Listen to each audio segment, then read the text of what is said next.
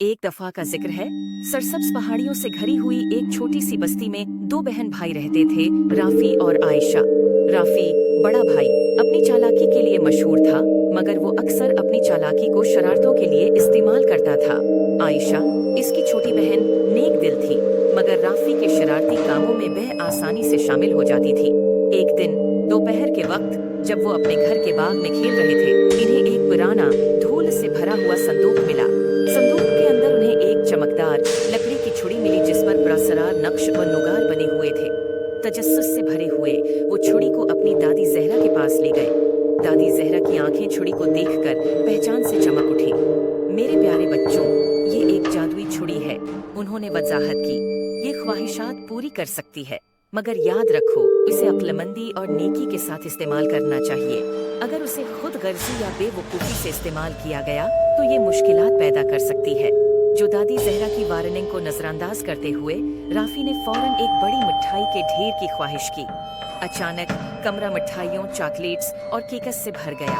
आयशा खुशी से चला उठी, मगर जल्द ही उन्हें एहसास हुआ कि मिठाइयाँ इतनी ज्यादा हैं कि वो खा नहीं सकते, और पूरा घर एक चपचपी जिंदगी में बदल गया। जिंदगी की परवाह किए बगैर राफी ने दूसरी ख्वाहिश की। इस बार इसने एक सुनहरी साइकिल की ख्वाहिश की। एक चमकदार सुनहरी साइकिल जाहिर हुई, मगर ये इतनी भारी थी कि चलाने में मुश्किल थी, और जैसे ही राफी ने उसे चलाने की कोशिश की, वो टूट गई। मायूस होकर इसने एक के बाद एक ख्वाहिश करना जारी रखा। हर एक ख्वाहिश का नतीजा किसी न किसी मुसीबत में निकला। आयशा, जो ये सब देख रही थी, इसे दादी जहरा की बातें याद आईं।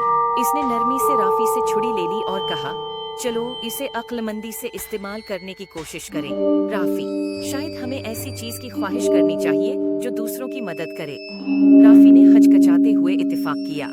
आयशा ने अपनी आंखें बंद की और बस्ती के खशक कनवे को ताज़ा साफ पानी से भरने की ख्वाहिश की। जादुई छुरी रोशन हो गई, और जब वो कनवे की तरफ दौड़े तो उन्हें कनवा चमकते हुए पानी से भरा हुआ मिला। देहाती खुशी से झूम उठे और राफी और आयशा का शुक्रिया अदा करने लगे। उन्होंने जो खुशी बस्ती को पहुंचाई, उसको देखकर राफी ने जादुई छुरी की हकीकी ताकत को समझा। इसने अपनी पछली बेवकूफ़ियों के लिए आयशा और दादी जहरा से माजरत की। इस दिन के बाद राफी और आयशा ने जादुई छुरी को सिर्फ नेक कामों के लिए इस्तेमाल किया, जिससे उनकी बस्ती खुशहाल हो गई। किसी नरमा अखलाक, इस कहानी से सीखने को मिलता है कि ताकत और वसाइल को